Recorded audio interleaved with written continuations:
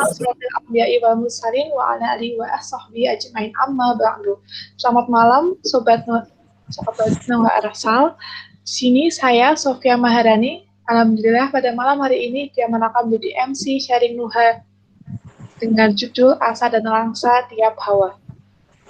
Segala bersyukur kita panjatkan kehadirat Allah Subhanahu wa taala karena atas karunia-Nya kita masih diberi nikmat iman dan nikmat Islam untuk dapat menghadiri sharing Nuha kali ini. Sholawat serta salam tak lupa selalu kita panjatkan kepada Nabi kita, Nabi besar kita, Nabi Muhammad Sallallahu Alaihi Wasallam. Semoga kita mendapat syafaatnya di hari akhir kelak. Baiklah teman-teman, tidak menunggu lama lagi untuk acara yang pertama kita akan dimulai dengan adanya sambutan dari Ketua Noah Arsal, Kak Putri, dipersilakan.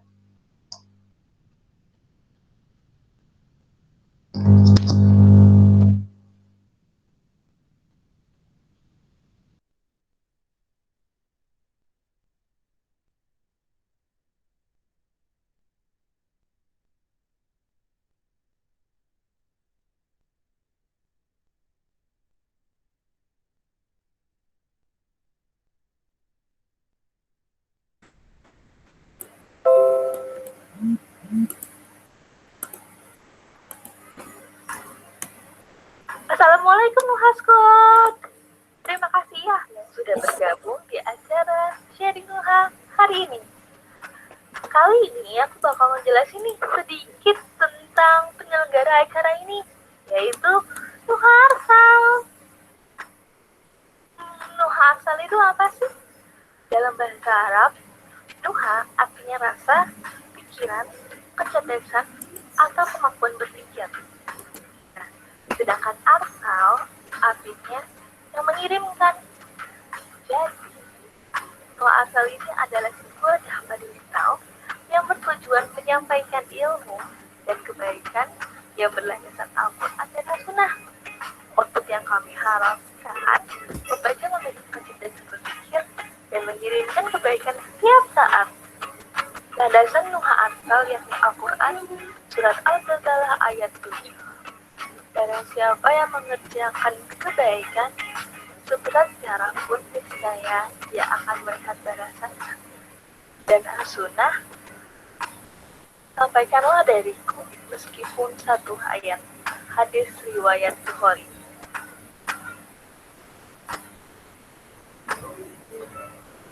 Isi Nuha Arsal adalah menyebarkan ilmu dakwah secara cerdas, kreatif, dan modern guna meningkatkan kecerdasan berpikir muda-mudi Islam. Misi Nuha Arsal yakni mengoptimalkan syiar melalui platform digital, membangun kerjasama dengan konten kreator lain, meningkatkan cara berpikir muda-mudi, dan menumbuhkan potensi anak muda dalam berkreasi.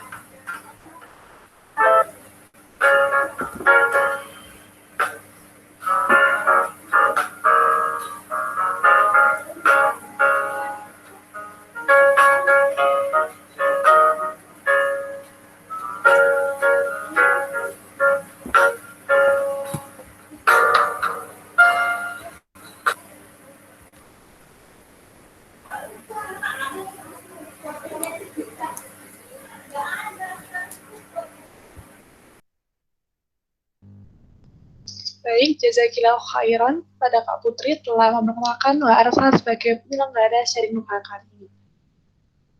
Selanjutnya, seperti saya ketahui pada saat majelis tak lengkap rasanya apabila kita tidak membuka sharing Nuha ini dengan lantunan ayat suci Al-Quran. Untuk pembacaan tilawah, diperbolehkan kepada Kak Nafa untuk membacakan ayat suci Al-Quran.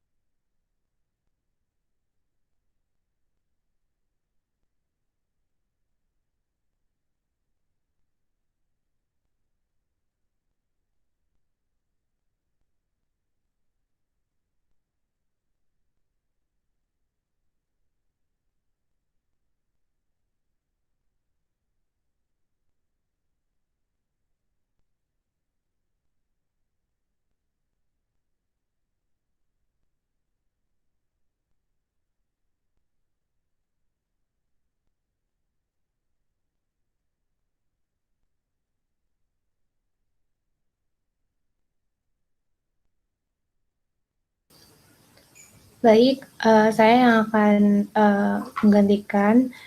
A'udzubillahi minasyaitonirrajim. Bismillahirrahmanirrahim. Tabarakalladzi biyadihil mulku wa huwa ala kulli syai'in qadir. Alladzi khalaqal mauta wal hayata liyabluwakum ayyukum ahsanu amala wa huwal azizul ghafur. Alladzi khalaqa sab'a samawati tibaqa ما ترى في خلق الرحمن من تفاوت فارجع البصر هل ترى من فطور ثم ارجع البصر كرتين ينقلب إليك البصر خاسئا وهو حسير ولقد زينا السماء الدنيا بمصابيح وجعلناها رجوما للشياطين وأعتدنا لهم عذاب السعير. Sadaqallahul azim. Artinya, dengan menyebut nama Allah yang Maha Pengasih lagi Maha Penyayang, Maha Suci Allah yang menguasai segala kerajaan dan Dia Maha Kuasa atas segala sesuatu, yang menciptakan mati dan hidup untuk menguji kamu siapa di antara kamu yang lebih baik amalnya, dan Dia Maha Perkasa, Maha Pengampun, yang menciptakan 7 langit berlapis-lapis. Tidak akan kamu lihat sesuatu yang tidak seimbang pada ciptaan Tuhan yang Maha Pengasih. Maka lihatlah sekali lagi, adakah kamu lihat sesuatu yang cacat?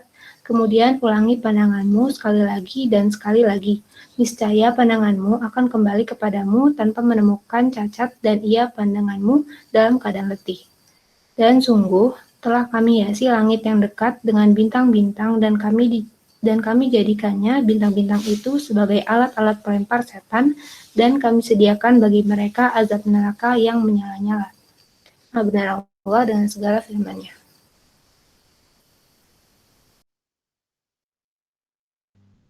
Allahumma arhamna bil Quran. Jazakillahu khairan untuk Kak Salma telah melantunkan ayat suci Al-Quran. Sahabat Tuhan, alhamdulillah ya, malam hari ini setelah melantunkan ayat suci Al-Quran terasa lebih khidmat.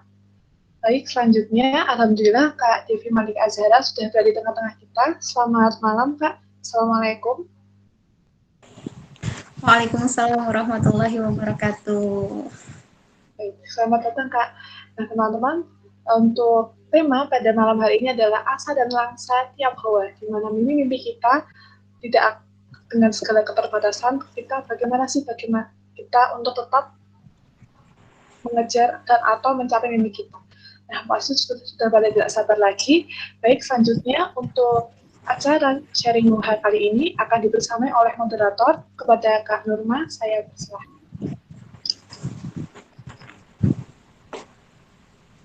Baik, bismillahirrahmanirrahim. Assalamualaikum warahmatullahi wabarakatuh. Waalaikumsalam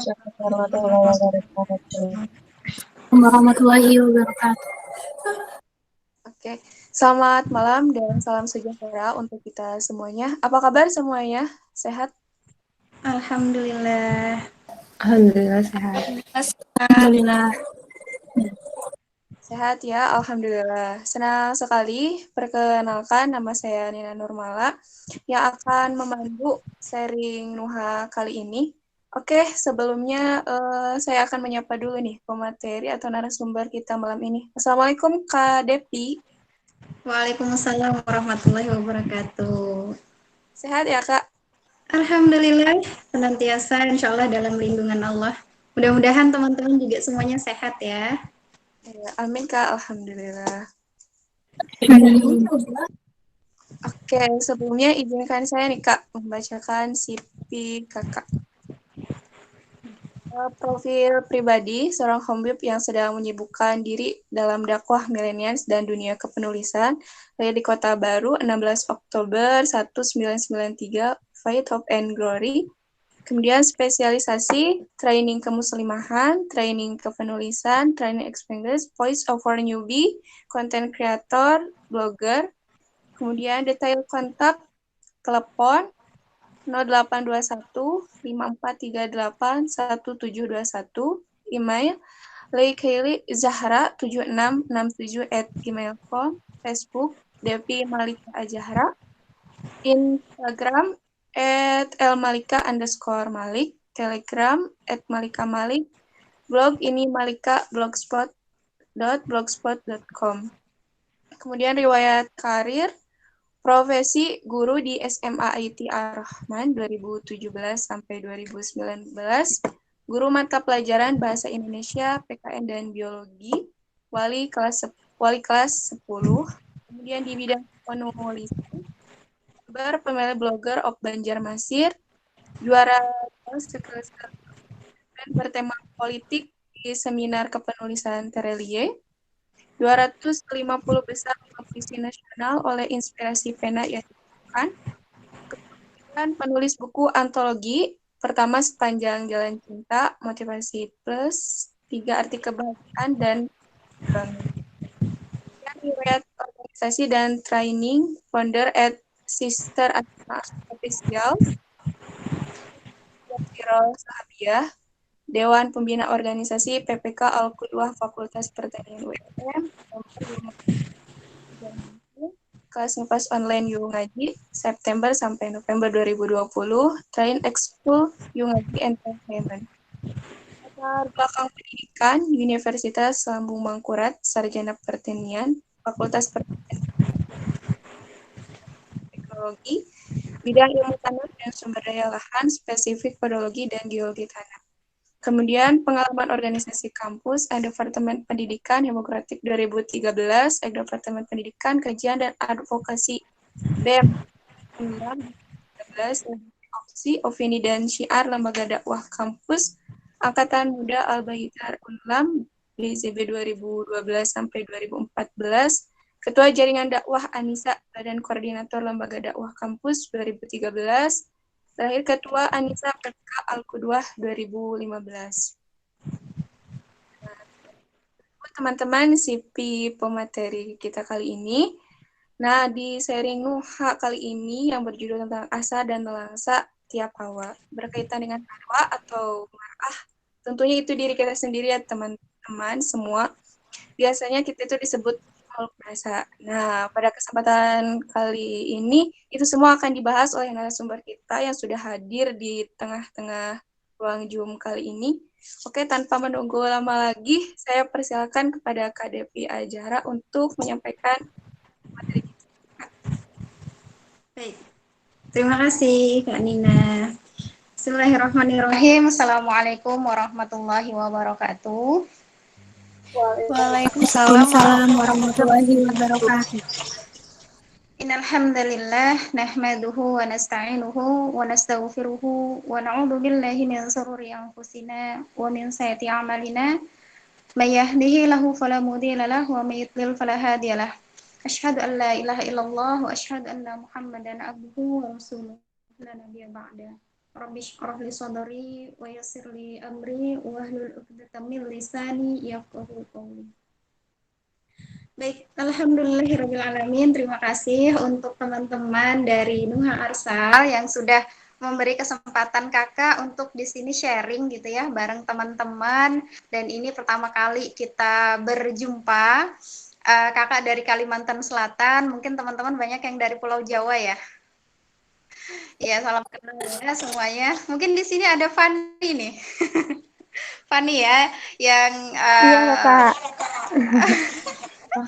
Masya Allah, sering berjumpa dengan Fani baik di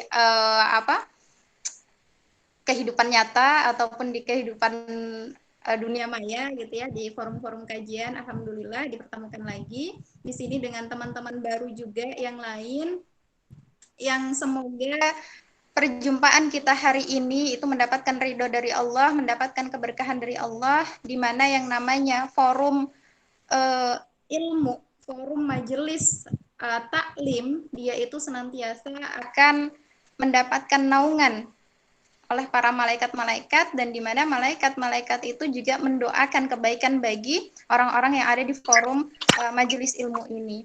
Bukan hanya kemudian majelis ilmu yang bertemu secara tatap muka langsung, tetapi meskipun kita secara virtual berjauhan tempat gitu ya, tetapi insya Allah itu tidak akan mengurangi sedikit pun keberkahan dari majelis ilmu.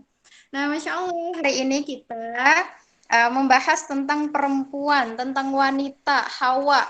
dan istilah-istilah yang lainnya yang kemudian itu menggambarkan diri kita sebagai seorang makhluk gitu ya, keturunan Adam, di mana Allah itu menciptakan Adam dan Hawa, laki-laki dan perempuan. Segala sesuatu yang ada di dunia itu pasti berpasangan, laki-laki, perempuan gitu ya. Kemudian ada siang, ada malam, dan seterusnya, dan seterusnya. Nah, hari ini kita khusus membahas tentang segala sesuatu yang berkaitan dengan diri kita sebagai seorang perempuan, sebagai seorang wanita, atau sebagai seorang Hawa. Oke, di sini kami mengambil judul garis besarnya itu adalah perempuan peradaban. Nah, maka pembahasan ini akan kita awali dengan bagaimana sih dunia itu memandang wanita. Boleh di next ya Kak slide-nya.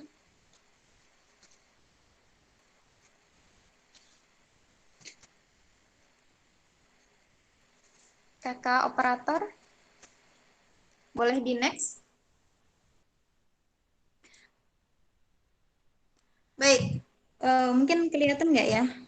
Mudah-mudahan bisa terbaca, tapi kakak juga akan menyampaikan garis besarnya gitu.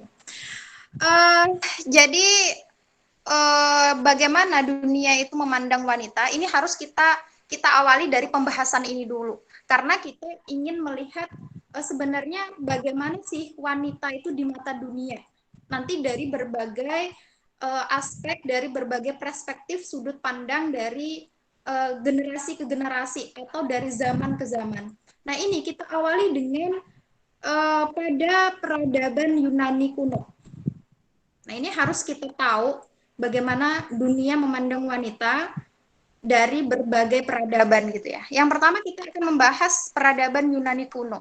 Nah, di sini gambarannya itu adalah bahwa mungkin teman-teman juga kalau pernah gitu ya melihat apa namanya ya berbagai apa ya ilustrasi atau teman-teman juga udah membaca gitu ya banyak referensi dari sejarah Yunani kuno ini bahwa yang namanya perempuan itu hanya sebagai makhluk kedua yang itu menjadi pemuas nafsu laki-laki. Jangankan masyarakatnya, kita lihat dari dewanya, dewa Zeus. Dewa Zeus itu adalah digambarkan sebagai dewanya, pokoknya dewa paling dewa lah. Dewanya udah tingkatnya tingkat dewa. Dewa tingkat dewa ini ternyata gitu ya memiliki suatu kebiasaan yang cukup mengerikan, di mana dia itu banyak sekali istrinya dan banyak sekali selingkuhannya, termasuk banyak sekali wanita atau bahkan juga dari kalangan dewa yang dia perkosa. Jadi dia itu berhubungan selain dengan dewi juga dengan manusia biasa. Dia menikahi bahkan saudara perempuannya yang bernama Hera gitu ya. Kemudian ternyata dia tidak puas, bahkan ibunya sendiri itu dia tidurin. Kemudian punya anak. Anak yang dia berhubungan dengan ibunya itu, dia perkosa lagi, kemudian punya anak lagi. Teman-teman boleh baca, itu banyak sekali literaturnya yang berkenaan dengan dewa Zeus ini. Nah, maka kita bisa membayangkan bagaimana dewanya seperti itu, bagaimana masyarakatnya. Maka menjadi hal yang biasa ketika masyarakat di sana gitu ya, yang namanya laki-laki itu boleh berzina atau berselingkuh dengan wanita manapun yang dia inginkan, tetapi kalau istrinya itu selingkuh atau berzina dengan laki-laki lain, maka dia harus dibunuh. Tidak mendapatkan hak waris. Bahkan perempuan pada masa itu bisa diwariskan. Jadi benar-benar dia menjadi makhluk yang ya hanya bisa dipakai gitu, nggak ada harganya. Nah, kemudian kita lanjutkan ke peradaban Romawi kuno. Ini juga kurang lebih 11-12 aja dengan peradaban Yunani kuno, yang dimana bahwa perempuan menjadi makhluk nomor 2 yang itu pun tidak boleh disejajarkan sebagai manusia. Bahkan mereka bingung sebenarnya perempuan ini makhluk apa sih. Nah, sehingga hanya tahu dipakai aja. Nah, kita lanjutkan ke slide berikutnya. Di masa India. Jadi India pada zaman dulu gitu ya, ada yang namanya istilah ritual sati, di mana dia seorang perempuan ketika memiliki suami, kemudian suaminya meninggal, artinya dia sudah menjadi janda. Ketika seorang wanita itu menjadi janda, dia udah nggak berarti lagi. Maka dia harus ikut membakar dirinya hidup-hidup bersama dengan suaminya, jenazah suaminya yang dibakar. Jadi orang India prosesi pemakaman itu kan dengan cara dibakar. Maka si istrinya harus ikut dibakar hidup-hidup ketika itu. Termasuk juga peradaban Cina kuno. Wanita itu dianggap sebagai warga kelas 2 yang dia kerjaannya ya sama lah kurang lebih lah ya dengan peradaban-peradaban sebelum yang kita bahas sebelumnya tadi. Makhluk nomor 2 yang hanya menjadi pemuas nafsu laki-laki. Bahkan kemudian akses pendidikan pun mereka tidak diperkenankan. Pun juga pada masa Arab Jahiliyah. Pada masa Arab Jahiliyah gitu ya, mereka yang punya anak perempuan itu dikubur hidup-hidup gitu ya, merasa itu adalah aib gitu ya, itu adalah hal yang memalukan, maka anak perempuan ini harus dibunuh. Kemudian kita lanjutkan kepada pandangan agama. Pandangan agama, kalau tadi kan kita dari kepercayaan gitu ya, atau ya hal-hal yang berbau magis, hal-hal yang kemudian itu menjadi kebiasaan-kebiasaan masyarakat. Nah, ini kita masuk kepada pandangan agama yang itu adalah selain Islam terhadap wanita ternyata juga sama. Nah, di agama Yahudi konservatif gitu ya, menganggap bahwa wanita ini tidak lebih dari seorang pembantu, tidak punya hak waris. Bahkan jika memiliki anak perempuan, maka ayahnya itu berhak untuk menjual si anak perempuan tersebut. Nah, kemudian juga dalam teologi Nasrani. Nah, ini juga kakak rasa teman-teman juga sudah ini ya, dengan film-film gitu ya, yang menggambarkan bahwasannya kenapa sih Adam itu jadi bisa turun ke bumi, padahal dia udah enak-enak di surga gitu ya. Ternyata adalah gara-gara Hawa yang menggoda gitu ya, udah dibilangin jangan makan buah itu, ternyata Hawa mendekati buah itu, kemudian menggoda Adam juga untuk memakan buah itu. Jadi dianggap Hawa ini sebagai makhluk yang bertanggung jawab dari dikeluarkannya Adam dari surga. Nah, seperti itu. Kita lanjutkan. Nah, dari sini, dari berbagai tadi ya, peradaban dan juga agama-agama selain Islam yang menomorduakan wanita gitu ya, maka ketika itu ini masa kemunculan feminisme. Jadi ketika feminisme ini mulai muncul, pada waktu itu ada dua peradaban yang sedang dua peradaban yang dia itu satunya sedang berkembang pesat, satunya itu masih sangat terpuruk. Makanya teman-teman nanti bisa cari gitu ya, masa the dark age, masa kegelapan gitu ya, dimana ketika itu Eropa gitu ya, daerah barat itu masih berada dalam masa kegelapan, masa terpuruk yang itu benar-benar kebodohan, tertinggal. Sedangkan di sisi lain dunia ada peradaban Islam yang sedang masa jaya-jayanya. Nah, ketika itu wanita-wanita di Eropa mereka sudah mulai muak dengan perlakuan-perlakuan tidak adil terhadap perempuan yang tadi kita bahas. Maka kemudian dia mendengar para perempuan ini bahwa ada di belahan dunia yang lain sana ada kemajuan peradaban di mana perempuannya itu makmur. Wanita-wanitanya itu terjaga, terjamin, dan dihormati. Maka saat itu mereka mulai bangkit gitu ya. Di sisi lain sudah muak dengan perlakuan-perlakuan terhadap wanita tadi. Di sisi lain dia ingin merasakan juga seperti apa sebenarnya kemajuan peradaban yang mensejahterakan perempuan itu. Tetapi ketika itu Islam belum kemudian mengajarkan ya bagaimana Islam kepada orang-orang Eropa. Pada waktu itu masih mulai terjadi pergolakan-pergolakan antara dua peradaban ini, the Dark Age dan the Golden Age. Jadi masa Islam itu sedang masa jaya-jayanya, sedangkan Eropa ini sedang masa terpuruk.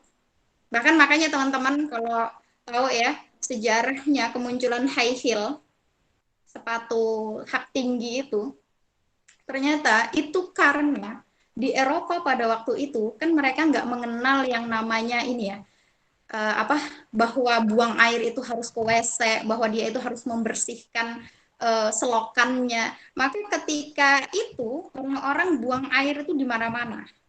Jalanan itu penuh dengan kotoran. Sehingga mereka ya muncullah high heel itu. Kemudian parfum. Kalau kita lihat parfum sekarang itu yang paling mahal itu kan dari mana? Dari Eropa kan, dari Prancis gitu ya. Pokoknya dari negara-negara Eropa yang parfum-parfum bermerek yang mahal banget itu.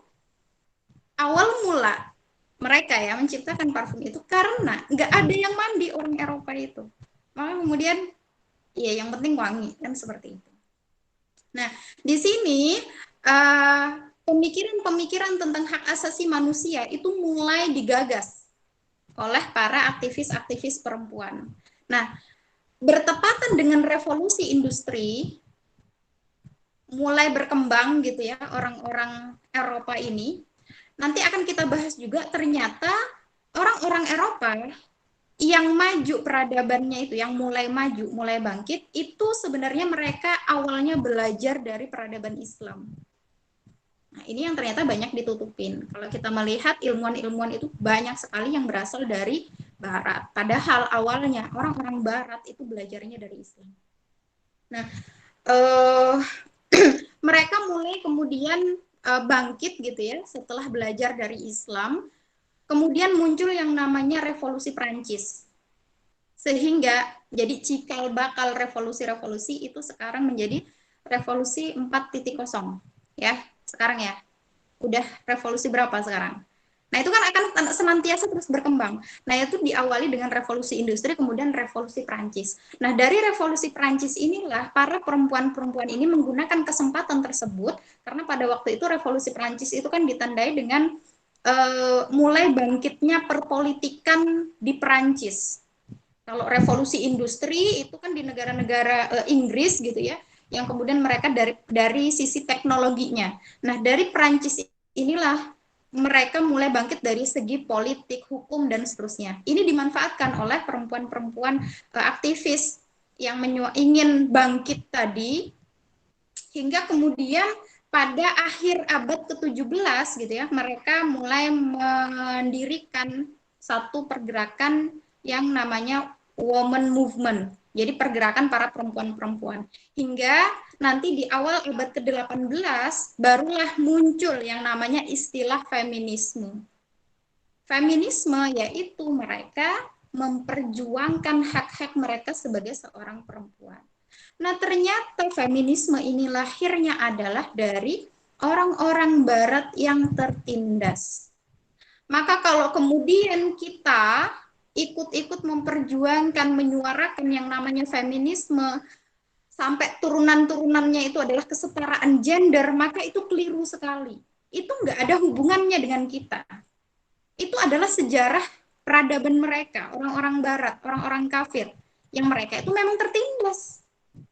Maka salah kalau kita sebagai seorang Muslim turut memperjuangkan yang namanya feminisme atau kemudian kesetaraan gender. Nah, disinilah ternyata gitu ya, dari masa dulu gitu ya, perempuan-perempuan di dunia, ya kita tidak mungkiri nelangsa sekali gitu ya, menjadi perempuan-perempuan ini. Yang mereka hidup di dalam satu lingkungan atau peradaban yang begitu keji terhadap perempuan. Nah, sekali lagi, ini bukan lingkungan dan bukan peradaban Islam. Tetapi ternyata ya gitulah, berjalannya waktu, mereka terus mengkampanyekan yang namanya feminisme, kesetaraan gender gitu ya, yang harapannya ingin menaikkan derajat mereka. Namun ternyata nihil, bukan itu yang kemudian mereka dapatkan. Tidak seperti yang kemudian mereka inginkan, karena jalannya itu salah. Mereka inginnya kesetaraan antara laki-laki dan perempuan. Mereka inginnya perempuan itu juga diberi kebebasan sebebas-bebasnya gitu ya. Nah, ini menjadikan wanita itu justru menghancurkan martabat dirinya sendiri. Ya kalau kita lihat misalkan apa sih biasanya yang menjadi aktualisasi diri mereka untuk menyuarakan suara perempuan, untuk mengekspresikan diri mereka sebagai perempuan. Misal kalau orang-orang barat tuh ya, yang mengadakan Miss Universe, Miss apa lagi? Miss Indonesia, Miss Asia, bahkan ada yang namanya Miss Muslimah. Nah, itu keblinger. Itu udah sesuatu yang itu bukan ajaran kita gitu. Dan kalau kita lihat berbagai miss itu, miss, semuanya kemudian yang dilihat adalah menampakkan kecantikan, keindahan tubuh gitu ya, keterampilan-keterampilan yang itu tidak justru kemudian hakikatnya sedang merendahkan dirinya sebagai seorang perempuan. Nah, baik kita lanjutkan.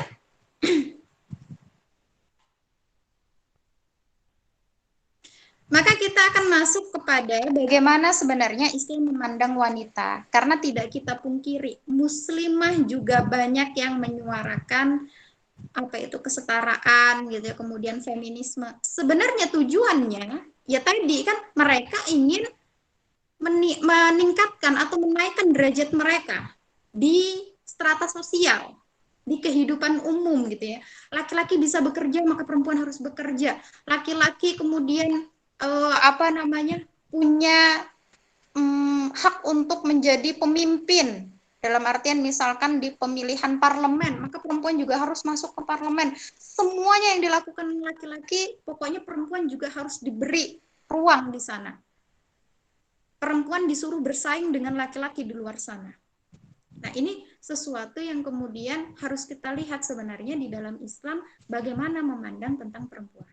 Nah, Islam memandang bahwa kebahagiaan manusia itu bukan terletak pada harta, tahta, cinta,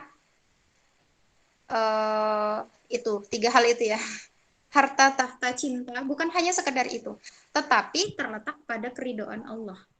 Maka karenanya, baik laki-laki maupun perempuan, dia punya kesempatan yang sama.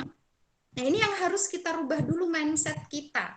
Ketika kita ingin punya cita-cita besar gitu ya, apapun cita-cita kita harus kita pahami dulu bahwa Islam memandang yang namanya kebahagiaan manusia itu terletak kepada keridhaan Allah. Jadi apapun cita-cita kita gitu ya, jangan hanya menginginkan sesuatu yang ecek-ecek, harta gitu ya. Ini teman-teman kan dulu kakak juga termasuk ketika kuliah pengennya nanti cepet lulus, kemudian dapat nilai yang bagus, dapat kerja, dapat duit, bisa beli ini, bisa beli itu, kemudian pengen juga keluar negeri gitu ya, supaya menambah derajat sosial kita di tengah masyarakat, kemudian nanti bersuamikan yang punya harta, yang juga kemudian punya kedudukan. Kebanyakan dari kita gitu ya, termasuk kakak gitu ya dulu, menginginkan hal yang seperti itu. Nah, padahal salah besar bahwa sebenarnya kebahagiaan seorang muslim itu adalah terletak kepada keridhaan Allah. Maka laki-laki dan perempuan tidak ada bedanya. Kalau tadi kita melihat peradaban-peradaban selain Islam tadi, memandang bahwa perempuan itu kesempatan untuk belajar itu lebih kecil daripada laki-laki. Kesempatan untuk mengaktualisasikan dirinya itu lebih kecil daripada laki-laki. Bahkan dia tidak dipandang berharga, dia dipandang sebelah mata. Nah, padahal tidak di dalam Islam. Laki-laki dan perempuan itu punya kesempatan yang sama. Nah, kita lihat, laki-laki memperoleh kemuliaan dengan bekerja. Nah, sedangkan perempuan mendapatkannya dengan mengurus rumah tangga. Nah, ternyata jauh-jauh gitu ya, cita-cita kita ingin ini, ingin itu, katakanlah menjadi wanita karir misalkan. Ternyata dia kerja siang malam gitu ya, karena sibuk ini itu dengan pekerjaannya, lupa dia ngurusin rumah, lupa dia ngurusin suami, lupa dia ngurusin anak. Padahal kebalik, justru sebenarnya di rumah dia itulah gitu loh. Dia bisa mendapatkan kemuliaan. Laki-laki bekerja itu wajib, perempuan mubah. Boleh nggak dapat pahala. Kalau laki-laki harus dan dia dapat pahala. Jadi apa namanya? Bukan berarti kemudian perempuan itu harus di rumah aja, enggak. Kalau Anda mau bekerja gitu ya, mau bekerja ya silahkan, tetapi harus diperhatikan apa kewajiban kita yang utama. Kemudian saat laki-laki diberikan pahala tertinggi dengan jihad fisabilillah, maka wanita memperoleh pahala semisal dengan melahirkan, melaksanakan umroh, haji, dan seterusnya, dan seterusnya. Kita nggak menyadari sebagai seorang perempuan, nanti kita hamil. Hamil itu pahalanya itu sama dengan jihad fisabilillah. Nah, ini makanya orientasi kita harus dibenahi dulu. Sebelum kita bercita-cita ini itu, boleh, it's okay, silahkan. Tetapi harus diperbaiki mindset kita dulu. Bahwa yang namanya kebahagiaan gitu ya, prestasi tertinggi kita itu adalah ketika apa yang kita lakukan itu mendapatkan ridha Allah. Apapun itu. Kalau mendapatkan ridha Allah, insya Allah, maka itu adalah keberhasilan kita. Baik, kita lanjutkan. Nah, di sini ada beberapa riwayat gitu ya, bagaimana Islam itu memuliakan wanita. Di hadis Abu Daud, barang siapa diamanahi Allah seorang putri, bila mati tidak ditangisi dan bila hidup dididik secara baik, maka dia akan mendapatkan jaminan surga. Orang tua kita, ayah kita, ibu kita, itu memiliki kita, dan beliau itu berhasil mendidik kita menjadi wanita yang bertakwa, maka itu bagi kedua orang tua kita adalah surga jaminannya. Maka Masya Allah gitu ya, itu adalah suatu kebahagiaan bagi kita ketika kita bisa menghadiahkan surga kepada kedua orang tua kita dengan ketakwaan yang kita miliki. Rasulullah SAW pernah ditanya suatu ketika oleh seorang sahabat gitu ya, wahai Rasulullah, kepada siapakah gitu ya aku itu berbuat baik dan yang paling berhak mendapatkan perlakuan baik itu siapa? Rasulullah menjawab, ibumu. Kemudian siapa lagi ya Rasulullah? Ibumu. Sampai 3 kali ibumu. Baru kemudian yang keempat adalah bapakmu. Derajat wanita.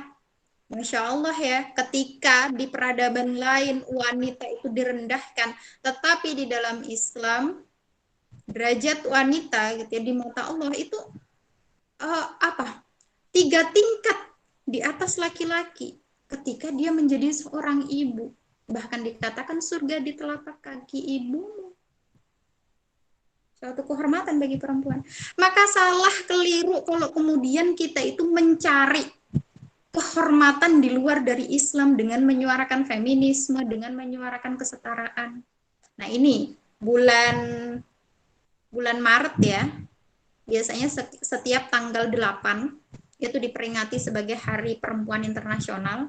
Nah itu pasti ramai orang-orang feminis, orang-orang kesetaraan gender itu pasti ramai.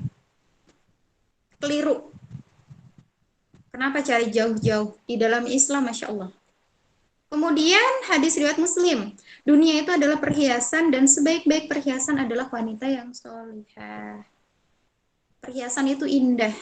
Siapapun suka dengan perhiasan gitu ya. Nah, kita diibaratkan sebagai perhiasan dunia dan sebaik-baik perhiasan. Ketika menghiasi diri kita itu dengan akhlak yang bagus gitu ya, dengan ketakwaan, dengan keimanan. Next. Kita akan melanjutkan. Klik sekali lagi, Kak. Kita akan melanjutkan kepada meraih cita.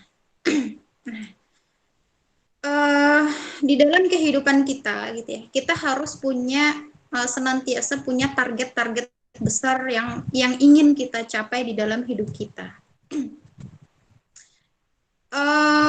Kita boleh gitu ya mencita-citakan apapun selama itu adalah sesuatu yang adalah kebaikan gitu ya. Nah, di sini untuk memastikan bahwa cita-cita kita itu adalah kebaikan, maka harus dipastikan dia terikat kepada seluruh syariatnya Allah. Apapun cita-cita kita. Tadi kalau kita melihat, ternyata gitu ya, setelah dari lepas dari masa-masa kebodohan di mana wanita itu hanya menjadi pemuas nafsu laki-laki dan tidak dianggap sebagai manusia, bahkan berjalannya waktu gitu ya, sekarang menjadi seorang wanita pun di tengah masyarakat banyak sekali ujian-ujian yang harus kita hadapi ketika kita itu ingin meraih cita-cita kita. Misal gitu ya, katakanlah dari lingkup kecil, kita pengen, katakanlah mungkin teman-teman yang sekolah pengen kuliah. Ternyata biaya kuliah sangat mahal. Dan kita tidak, mungkin ada sebagian dari kita yang tidak sanggup untuk membayar uang kuliah, atau mungkin sudah kuliah ternyata tidak sanggup membayar, karena kakak dapatnya juga teman-teman kakak juga ada yang putus di tengah jalan karena udah nggak sanggup lagi membayar uang kuliah gitu ya. Belum lagi kemudian juga stigma dari masyarakat gitu yang juga tidak kita pungkiri, masyarakat awam yang tidak memahami bahwa udahlah perempuan juga ujung-ujungnya ntar ke dapur, ngapain jauh-jauh kuliah, buat apa sih mahal-mahal bayar kuliah, ujung-ujungnya juga di dapur ngurus anak, ngurus rumah. Nah ini kan ada dua statement yang sama-sama keliru kalau menurut kakak ya. Ada yang kemudian satu statement mengatakan bahwa perempuan itu harus berkarir, perempuan itu harus bekerja, perempuan itu harus mandiri, nggak boleh tergantung sama laki-laki. Statement satunya, ini yang awam banget gitu ya, udah perempuan itu nggak usah sekolah tinggi-tinggi, ujung-ujungnya juga nanti urusannya di dapur, ujung-ujungnya juga ngurus anak, ngurus suami, ngurus rumah, ngapain sekolah tinggi-tinggi. Ini dua-duanya kakak katakan salah statementnya. Yang harus kita pahamkan, perempuan itu harus memiliki pendidikan yang bagus, pendidikan yang setinggi-tingginya, karena nanti dia punya tugas mulia. Dan yang harus kita pahami, pendidikan tinggi kita itu bukan untuk bekerja, bukan untuk menghasilkan materi. Bekerja boleh, tetapi bukan itu tujuan utama kita sekolah tinggi-tinggi. Bukan untuk menjadi wanita karir yang berkarir di luar rumah terus gitu ya, sampai lupa ngurusin anak, ngurusin rumah, ngurusin suami. Bukan seperti itu. Jadi dua statement ini harus kita luruskan. Ini sama-sama keliru. Nah, maka di sini harus kita awali dengan meluruskan dulu ketika kita itu memiliki cita-cita bahwa semuanya itu harus terikat dengan syariatnya Allah. Karena kan kita sebagai hamba Allah, kita kemudian orang yang mengaku bertuhankan Allah, maka ya konsekuensinya harus terikat dengan syariatnya Allah, apapun yang kita lakukan. Di sini kita ingin menjadi manusia terbaik. Sebaik-baik manusia adalah yang paling bermanfaat bagi manusia yang lain. Kalau kita kemudian ingin menjadi orang yang bermanfaat, tentu kita tidak mencukupkan diri kita hanya, oh ya sudah, aku cukup seperti ini saja. Kan tidak, maka harus banyak pencapaian-pencapaian yang harus kita dapatkan gitu ya. Dalam hal ini adalah yang utama tentunya adalah pendidikan. Pendidikan baik yang formal maupun yang non formal. Teman-teman gitu ya, ikut majelis taklim, ikut kajian, ikut kursus mungkin, belajar, baca buku. Itu semuanya adalah dalam rangka kemudian kita itu mendidik diri kita. Jadi nggak melulu terkait dengan pendidikan formal. Bahkan pun pendidikan formal kebanyakan gitu ya, yang umum gitu ya, pelajaran agama, pendidikan agamanya tidak terlalu diperhatikan, yang kemudian pelajaran agama aja, tapi pendidikan umumnya yang berkaitan dengan sains, teknologi, itu bisa jadi tidak dipelajari. Nah, maka harus balance dua-duanya. Karena yang namanya pendidikan gitu ya, kita ada yang fardu kifayah, ada yang fardu ain. Fardu kifayah namanya juga tetap fardu, sama-sama fardu. Artinya kita juga harus terus belajar, baik itu sains, teknologi, dan kemudian terlebih-lebih agama. Nah, ini kemudian kita harus memahami dulu bahwa di dalam satu teori yang dikeluarkan oleh Abraham Maslow, ada hierarki kebutuhan Maslow, bahwa manusia itu, kata dia ya, kata Pak Maslow ini, bahwa manusia itu dia memiliki setidaknya ada 5 level kebutuhan di dalam hidupnya. Yang pertama itu adalah physiological needs, berupa makanan, minuman, tempat berteduh, hal-hal mendasar gitu ya. Kemudian keamanan, dia harus merasa aman di tengah-tengah masyarakat, terlindung dari kriminalitas dan seterusnya dan seterusnya. Kemudian ada yang namanya social needs, kebutuhan sosial, dia ada kebutuhan untuk dicintai, ada kebutuhan untuk kemudian bersahabat gitu ya, kemudian ingin memiliki keturunan dan seterusnya dan seterusnya. Berikutnya adalah kebutuhan pengakuan di tengah masyarakat.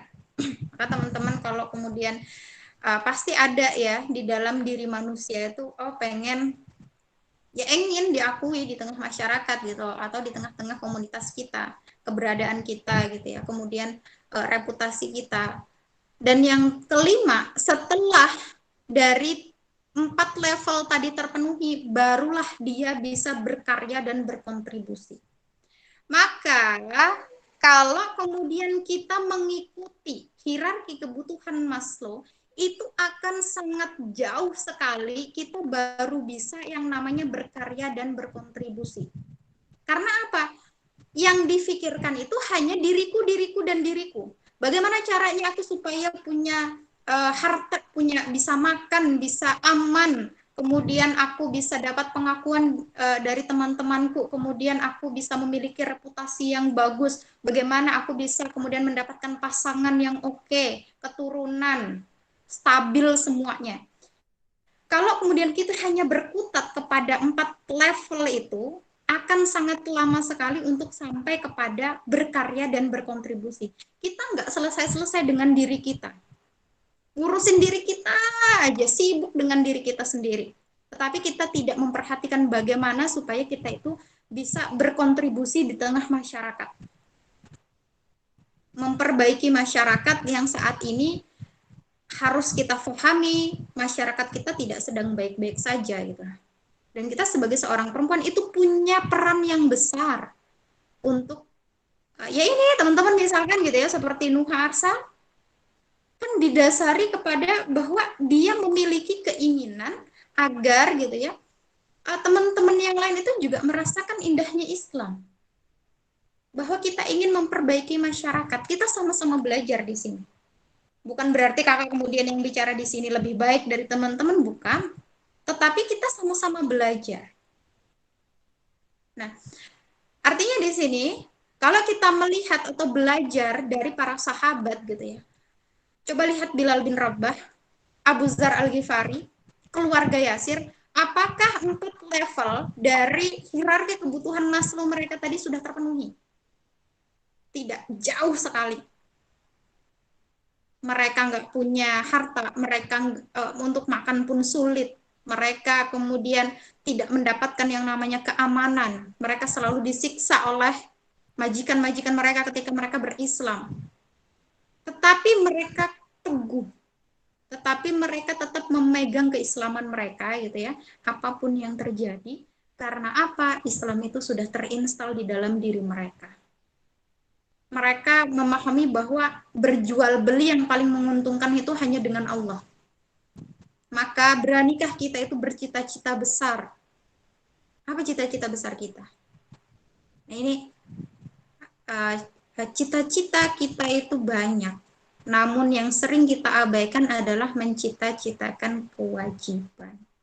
Pernah nggak kita itu bercita-cita? Aku bercita-cita pokoknya pengen jadi pendakwah. aku bercita-cita pokoknya pengen menjadi orang-orang yang berkontribusi di dalam syiar Islam. Aku bercita-cita pengen menjadi seseorang yang bertakwa. Bercita-cita menjadi seseorang yang kemudian apapun yang aku lakukan itu untuk membantu masyarakat gitu ya, untuk kemudian bisa meringankan beban orang lain gitu ya, saling tolong menolong. Itu yang jarang sekali kemudian kita cita-citakan. Dulu kalau kita kecil ditanyain cita-citamu apa? Jadi dokter, jadi pilot, jadi polisi, macam-macam gitu ya. Tetapi tidak sampai yang kemudian aku bercita-cita ingin menjadi seseorang yang bisa menjalankan kewajiban-kewajibanku dengan baik. Apapun profesinya, mau jadi dokter, mau jadi kemudian polisi, kita kadang itu fokusnya kepada profesinya. Kepada apa yang kemudian nanti bisa kita dapatkan dari situ adalah kedudukan di tengah masyarakat gitu ya, mendapatkan harta, mendapatkan materi. Kadang fokusnya itu ke situ. Padahal kenapa enggak kita coba rubah mindset kita? Aku ingin menjadi dokter misalkan. Tetapi yang dia itu dokter yang dia juga pendakwah, dokter yang hafiz, dokter yang paham tafsir, dokter yang paham hadis, dokter yang soleh. Jarang. Alhamdulillah gitu ya kalau teman-teman sudah sampai ke sana memikirkan. Karena terus terang, kakak dulu awal kuliah juga ya yang difikirkan ya itu profesinya nanti apa sih, prospeknya yang bagus itu apa dari jurusan yang aku ambil. Seperti itu. Nah, maka cita-cita besar ini apa ya? Harus kita compare atau harus kita coba untuk di-compare kemudian dilihat harusnya bagaimana sih cita-cita itu. Nah, cita-cita besar versus cita-cita pragmatis. Cita-cita pragmatis yang seperti apa? Ya tadi, dia ingin cepat lulus kuliah gitu ya, kemudian dia karena ini ya berpikirnya, aku dari keluarga yang tidak mampu gitu ya, maka aku harus kemudian cepat lulus, cepat bekerja, cepat mendapatkan gaji yang besar, bisa beli ini, bisa beli itu gitu ya. Kita terkadang fokusnya tuh lebih kepada materinya.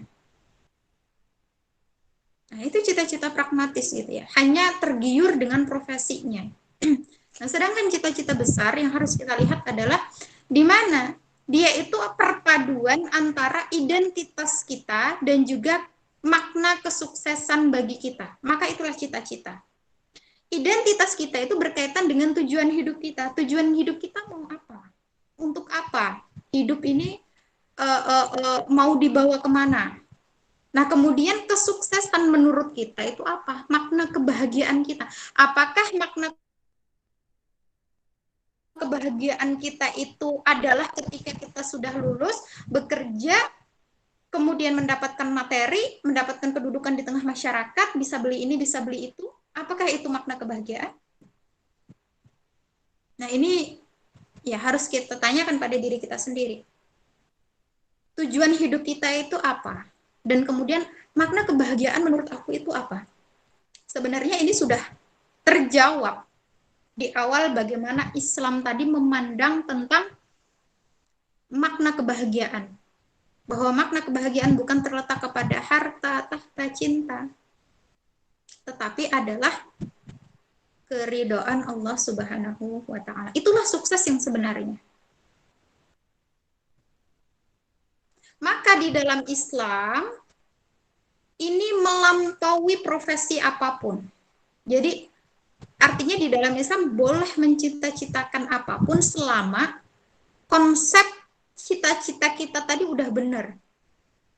Jadi tujuan hidup kita apa, kemudian makna kebahagiaan bagi kita itu apa. Dalam hal ini gitu ya, Allah menjelaskan di dalam surah Az-Zariyat ayat 56 ya. A'udzubillahi minasyaitonir rajim. Wa ma khalaqatul jinna wal insa ila liya'budun.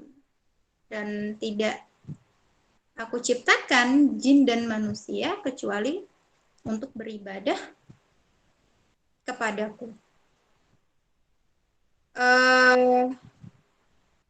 Yang kemudian diluruskan sekali lagi adalah tujuan kita, tujuan hidup kita, dan juga meluruskan makna kebahagiaan bagi kita. Nah, ternyata Allah menjelaskan bahwa tujuan hidup manusia itu adalah untuk beribadah kepada Allah. Dan ini sekarang gitu ya, terbentur cita-cita kita itu oleh keadaan. Kita ingin gitu ya, bercita-cita ini dan itu gitu ya, supaya kemudian bisa optimal berdakwah kepada Allah, ingin menjadi dokter supaya bisa dokter yang soleh, yang kemudian dia bisa menyembuhkan orang lain, yang juga bisa menyembuhkan pemikiran orang lain, dalam artian ini ya, mendakwahkan Islam kepada orang lain gitu ya. Tetapi ya tadi, biaya mahal gitu ya, kemudian akses pendidikan agama yang dimana universitas tersebut adalah universitas yang tidak memisahkan antara ilmu dunia dengan ilmu agama juga sangat terbatas gitu ya. Nah, hanya yang kita harus pastikan tadi, tujuan hidup kita dan juga makna kebahagiaan bagi kita itu apa. Baik, kita lanjutkan. Berikutnya adalah peran wanita. Ternyata di dalam Islam peran wanita itu luar biasa. Dia bahkan tadi ya, dia itu derajatnya, bahkan levelnya itu 3 kali di atas laki-laki. Nah, apa saja peran wanita itu? Harus kita awali dengan pemahaman bahwa Allah menciptakan kita memiliki yang namanya akal. Nah, dengan akal inilah gitu ya, kita bisa menanamkan dulu di dalam diri kita bahwa segala sesuatu yang mau kita raih, yang mau kita capai itu harus terikat dengan aturan-aturannya Allah. Next. Islam adalah agama sekaligus ideologi. Nah, maka teman-teman gitu ya, makanya kenapa kakak dari tadi menyampaikan bahwa nggak bisa dipisahkan antara Islam itu dengan ilmu dunia. Tidak bisa dipisahkan antara agama itu dengan ilmu dunia. Karena apa? Agama itu, Islam itu adalah agama yang sekaligus ideologi. Ideologi itu apa? Adalah pandangan hidup. Segala sesuatu yang ada di dalam hidup kita itu landasannya harus berdasarkan Islam.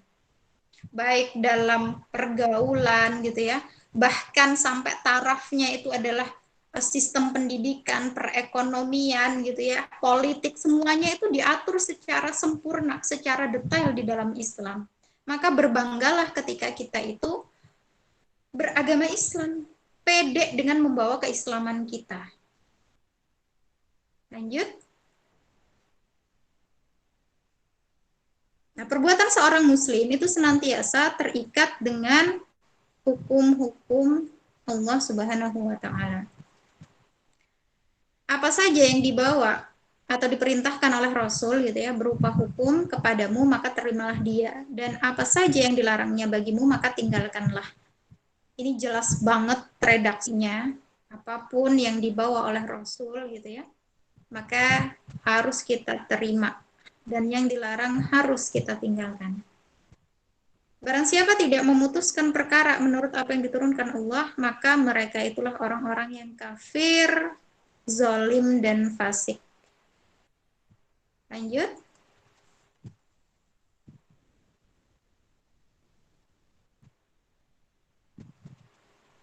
Yang tidak terlepas dari aktivitas kita di dalam menempuh pendidikan, karena kakak yakin di sini teman-teman mayoritas boleh jadi pelajar gitu ya, kemudian juga mahasiswi yang itu tentunya pengen nantinya bisa melanjutkan sampai taraf pendidikan yang lebih tinggi. Dan tidak banyak yang bisa menempuh pendidikan sesuai dengan yang dia inginkan. Dalam artian boleh jadi hanya ada yang SMA saja, boleh jadi hanya yang S1 saja, padahal dia juga pengen S2, tapi terbentur biaya, terbentur keadaan gitu ya. Sebenarnya kalau kita mau berusaha gitu ya, ya banyak cara gitu yang bisa kemudian kita lakukan untuk menempuh pendidikan yang lebih tinggi lagi. Tetapi sekali lagi kita saat ini hidup di mana segala sesuatunya itu dinilai dengan materi. Banyak yang kemudian mereka sekolah tinggi-tinggi dengan biaya mahal, katakanlah misalkan yang paling ini kan kedokteran ya, biasanya yang mahal sekali gitu ya. Nah, maka nanti orientasi dia ketika sudah lulus gitu ya, maka dia juga harus mendapatkan materi yang sebesar-besarnya karena dia sudah keluar uang banyak.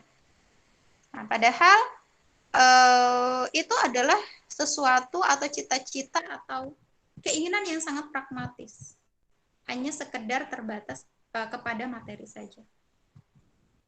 Islam mengatur yang namanya interaksi. Nah, di sini gitu ya teman-teman, ini perkara yang juga mendasar di dalam aktivitas kita dalam menempuh pendidikan gitu ya, atau kemudian bergaul dengan sesama atau dengan lawan jenis. Yang harus diperhatikan adalah mengenakan pakaian sempurna ketika keluar rumah. Diatur banget gitu ya di dalam Islam, karena ya tadi kita nggak akan terlepas, karena kita makhluk sosial, nggak akan terlepas dengan yang namanya interaksi sosial. Kemudian dilarang yang namanya berkhalwat. Jadi teman-teman boleh gitu ya, mau misalkan ikut kegiatan apa di kampus untuk menambah apa sih, biasanya kan ada ya CV yang itu di sana ada nilai plus ketika kita banyak mengikuti organisasi atau mengikuti seminar-seminar. Maka di sini perhatikan dilarang yang namanya berkhalwat. Kemudian dilarang bertabaruj dan mengeksploitasi kewanitaannya. Maksudnya di sini adalah bersolek, bertabaruj, berlebihan, berdandan berlebihan di luar rumah, yang itu ada non mahram gitu ya. Kemudian menampakkan kecantikan, menampakkan keindahan tubuhnya gitu ya. Kak Depi, ya. Mohon maaf sebelumnya, waktunya 5 menit lagi. Oke, siap. Oke, Kemudian ada yang namanya aturan safar dan juga bekerja. Nah, ini juga yang harus teman-teman perhatikan gitu ya. Misalkan mau menempuh pendidikan di luar negeri gitu ya, ya harus diperhatikan. Misalkan juga ada kegiatan study tour gitu ya. Ketika kita safar tanpa mahram itu tidak diperbolehkan di dalam Islam. Kemudian bekerja boleh mubah gitu ya, tetapi harus diperhatikan lingkungan pekerjaan kita itu dia membolehkan nggak kita itu menggunakan penutup aurat gitu ya. Itu harus diperhatikan. Lanjutkan. Nah, di sini peran muslimah, dia itu punya cita-cita besar yang memuncaki peran muslimah. Ada 3 setidaknya. Yang pertama, dia sebagai intelektual peradaban.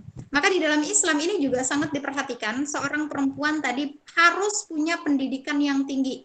Itu di dalam Islam. Kemudian dia sebagai penggerak opini. Maksudnya apa? Di sini dia posisinya adalah sebagai seorang influence kebaikan. Seorang yang menginfluence kebaikan-kebaikan gitu ya, dalam artian mendakwahkan, mensyiarkan Islam. Kemudian berikutnya adalah ibu generasi penakluk. Tugas utama seorang perempuan adalah sebagai ummu warobatul bait, ibu dan pengatur rumah tangga. Kemudian berikutnya adalah sebagai al-madrasatul ula, pendidik yang utama bagi anak-anaknya. Ini yang kemudian tadi Kakak katakan sejalan gitu ya, di dalam Islam sebagai intelektual peradaban, dia itu adalah wanita yang harus punya pendidikan tinggi karena nantinya dia akan mengurus anak-anaknya.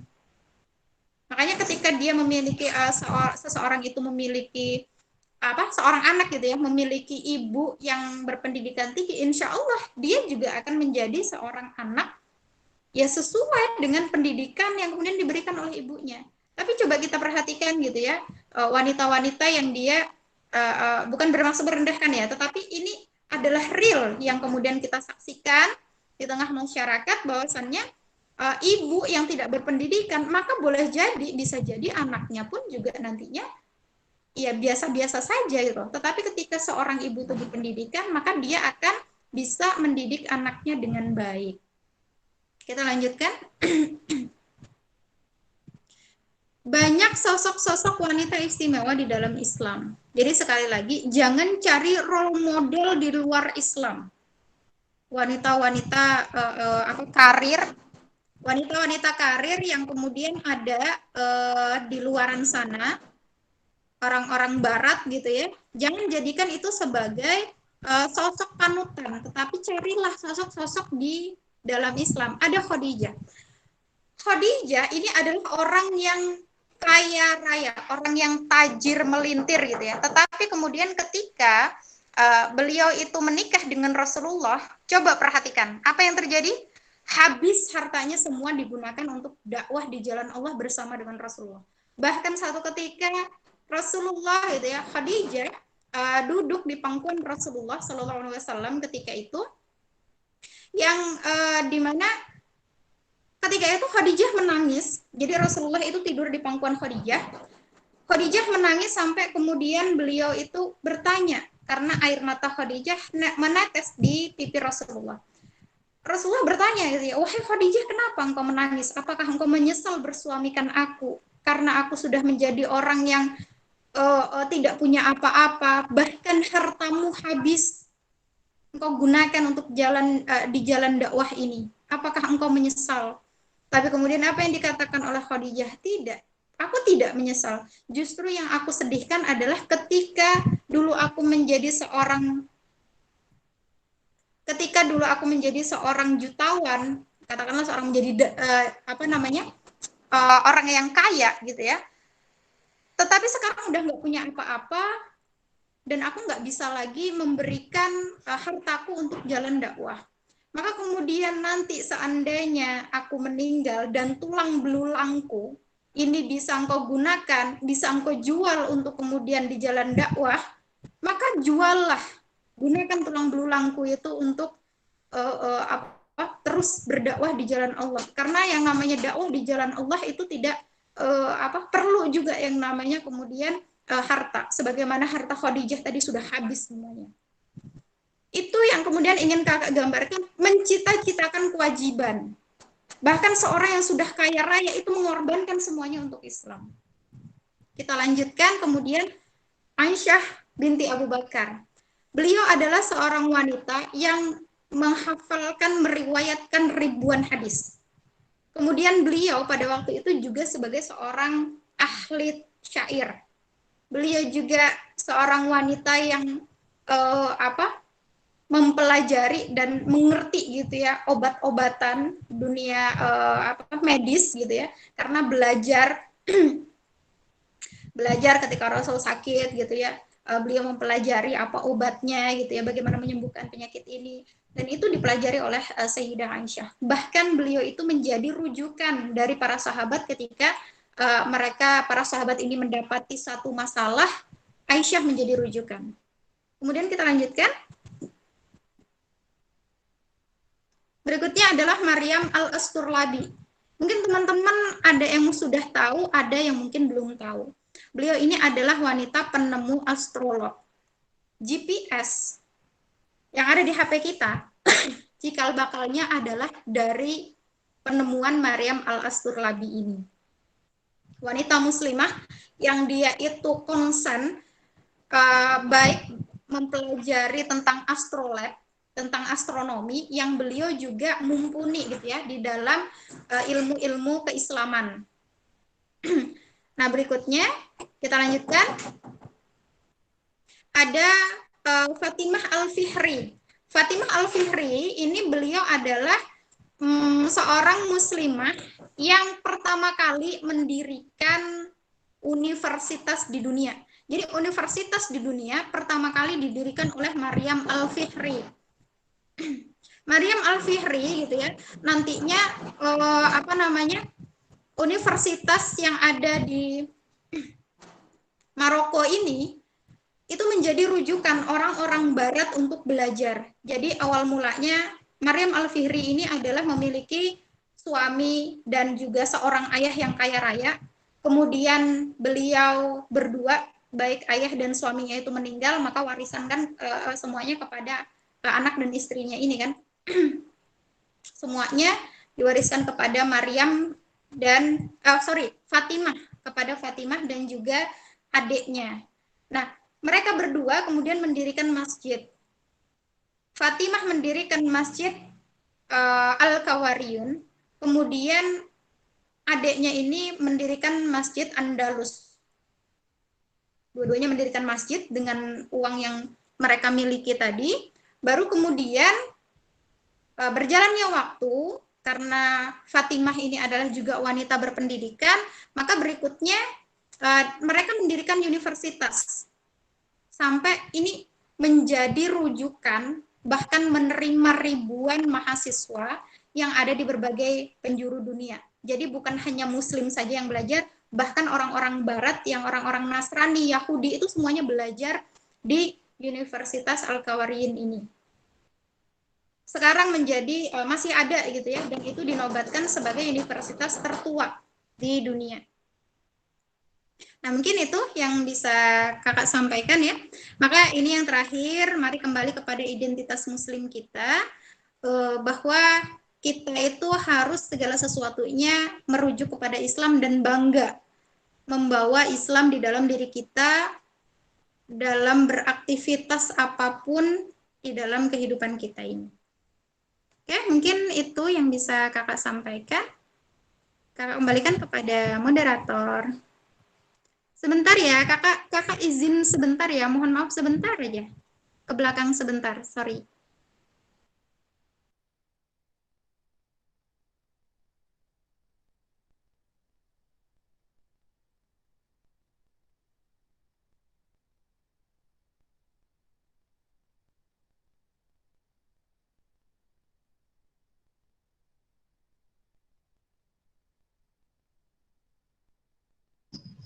Baik, teman-teman yang ingin bertanya dapat menulis pertanyaan melalui chat Jimit maupun nanti fitur raise hand yang akan dipandu oleh moderator.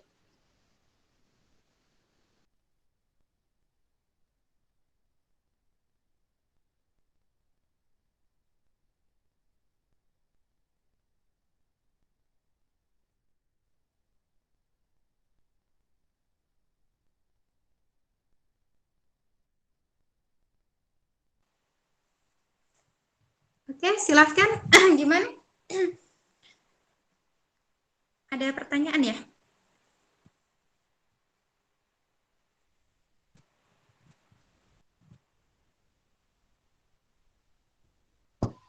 Baik Kak, saya izin menghadirkan Kak Nurma sebentar karena Kak Nurma sedang ada kendala koneksi. Oh iya. Ya, baik teman-teman yang ingin bertanya bisa langsung raise hand atau langsung on mic atau bisa juga menuliskan di fitur chat.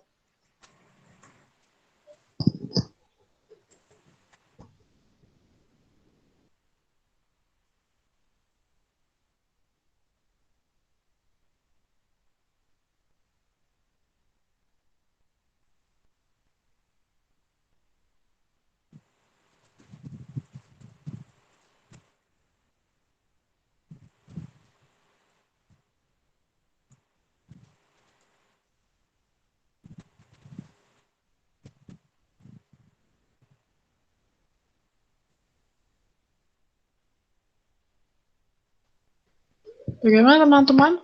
Boleh jika ada yang ingin langsung bertanya, dapat langsung on mic saja ataupun menuliskan dalam fitur chat. Insya Allah dibuka untuk 2 pertanyaan.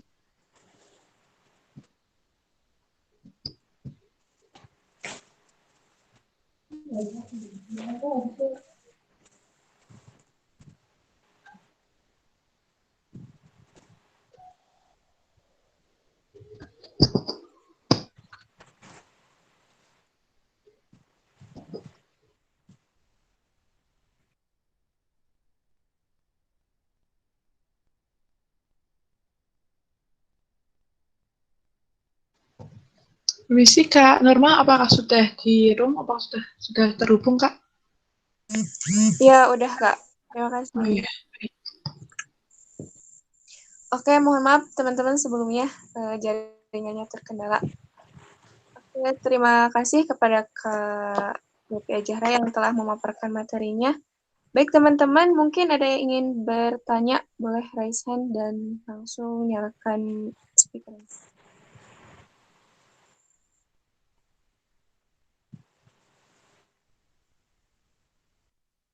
Oke, teman-teman, mungkin ada yang ingin bertanya, silahkan. Oke, udah ada yang raise hand nih. Kak Sophia ya itu. Iya Kak Nurmah, ya udah baik Kak.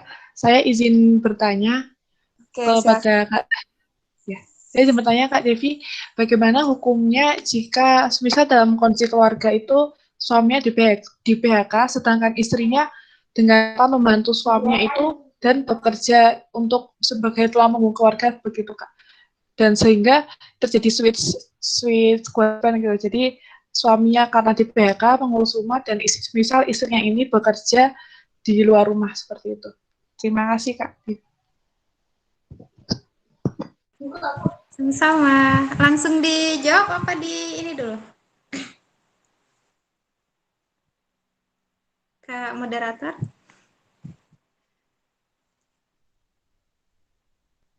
Disconnect ya? Iya mungkin Kak, mungkin boleh langsung dijawab dulu aja Kak. Langsung ya? Jika ada pertanyaan bisa. Iya, sorry. Soalnya harus minta izin moderator dulu. Baik, Kakak coba ini ya. Bagaimana jika dalam satu keluarga ada pertukaran peran gitu ya. Mungkin kondisinya suami di PHK, apalagi sekarang masa COVID ini banyak sekali karyawan-karyawan pekerja-pekerja yang kehilangan mata pencahariannya. Banyak Mungkin yang langsung jawab aja, Kak. Oh iya. Ya, mungkin langsung jawab aja, Kak. Oke. Sampai mana tadi Kakak? Laki-laki ya yang kehilangan pekerjaannya hingga kemudian perempuan atau istrinya itu harus membantu dia bekerja di luar rumah untuk memenuhi nafkah kebutuhan keluarganya. Yang pertama, yang harus kita pahami, perempuan bekerja, apapun kondisinya ya, apapun kondisinya, ketika hukumnya bekerja bagi perempuan itu adalah mubah, maka dia tidak akan berubah menjadi wajib. Bahkan apa ya istilahnya, ketika misalkan dia itu benar-benar ini udah mentok banget nih, pokoknya nggak ada lagi pekerjaan bagi suaminya gitu ya, maka harus perempuannya ini yang bekerja. Sekalipun kondisinya seperti itu, hukumnya tetap mubah. Dia dari pekerjaannya dia tidak mendapatkan pahala, kecuali dia dapat pahalanya adalah dari dia bersedekah. Hitungannya kan ketika dia bekerja, mendapatkan gaji, menafkahi anaknya dan juga suaminya gitu ya, maka itu hitungannya sedekah, bukan menjadi kewajiban, tetapi tetap kewajiban itu terletak kepada si laki-laki. Maka apapun itu gitu ya, bagi seorang laki-laki serabutan, pekerjaan apapun gitu ya, itu tetap terhormat baginya. Daripada kemudian di rumah saja gitu ya, tidak melakukan apapun, berarti dia telah melalaikan kewajibannya. Karena ya seenggak-enggaknya mungkin nanam apa gitu ya, nanam singkong, nanam jagung, atau nanam apapun yang bisa untuk dia memenuhi nafkah keluarganya. Seenggaknya itu, sekalipun dia tidak bekerja yang harus digaji. Nah, jadi tetapi kemudian yang harus kita pahami adalah memang kondisi sekarang itu memaksakan perempuan itu bahkan harus dia ya tadi mau tidak mau gitu ya, ada kondisi di mana dia harus yang justru dia yang bekerja. Yang dikhawatirkan adalah ketika wanitanya bekerja, suaminya di rumah aja, bisa terjadi satu clash di mana perempuan ini merasa, alah nggak ada suami juga aku bisa hidup, nggak ada suami juga aku bisa mencari nafkah sendiri, lantas buat apa ada suami? Boleh jadi akan muncul pemikiran yang seperti itu. Karena banyak faktanya, kita lihat misalkan, perempuannya, istrinya itu PNS misalkan, dia punya pekerjaan yang bagus, sedangkan suaminya misalkan hanya tukang ojek misalkan. Banyak di data perceraian gitu ya, di kantor urusan agama, itu banyak sekali perempuan yang menggugat cerai suaminya. Karena apa? Dia punya pekerjaan bagus sedang suaminya tidak. Dan itu kakak pun, teman kakak sendiri gitu ya. Kakak juga melihat secara langsung gitu ya, kondisi yang seperti itu. Jadi teman kakak itu dosen, bahkan suaminya kerjanya serabutan. Yang terjadi adalah sekarang pisah. Karena dia merasa, gimana ya, bahasa kasarnya, ini suami kok nggak kayak suami gitu. Nah itulah yang terjadi. Hingga kemudian dia berpikir, oh nggak ada suami juga aku bisa menghidupi anakku, bisa menghidupi diriku sendiri, ngapain juga ada suami. Nah bahkan sampai ya tadi terjadi perpisahan atau perceraian. Nah itu yang terjadi. Nah itu ya intinya, dia tidak berubah menjadi wajib, dia tetap mubah, nggak dapat pahala dari pekerjaannya itu, kecuali dari gajinya yang kemudian dia hitungannya dia kan sedekah kepada suaminya, kepada anak-anaknya. Jadi apa namanya, seperti itu ya. Ini kondisi yang tidak ideal, di mana seharusnya gitu ya, negara itu menyiapkan lapangan pekerjaan sebesar-besarnya untuk laki-laki. Jadi nggak perlu memikirkan, oh perempuan ini harus diberi kesempatan, dalam artian sebenarnya ya, perempuan di dalam Islam itu udah kayak ratu. Dia disuruh di rumah, disuruh perawatan gitu ya, disuruh ngurus rumah gitu ya, ngurus suami, ngurus anak, tinggal nerima gaji gitu ya dari suami. Sebenarnya enak gitu loh. Dan dia pun bekerja, misalkan, oh aku misalkan mau ini punya keahlian, misalkan pengen bisnis, ya boleh juga, nggak dilarang juga gitu. Jadi Masya Allah, perempuan di dalam Islam itu sangat dimudahkan, dimuliakan, seperti itu. Itu ya. Siapa tadi, adik Sofi ya? Iya Kak, terima kasih banyak Kak atas jawabannya. Sama-sama.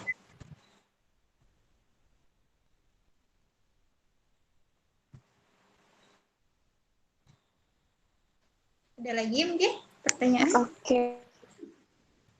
So, ya, atas pertanyaannya. Mungkin ada satu lagi penanya yang lain? Boleh?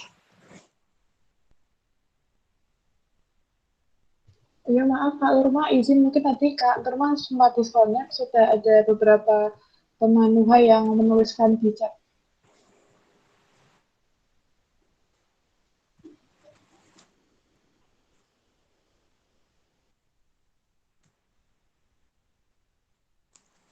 Boleh dibacakan ya Kak?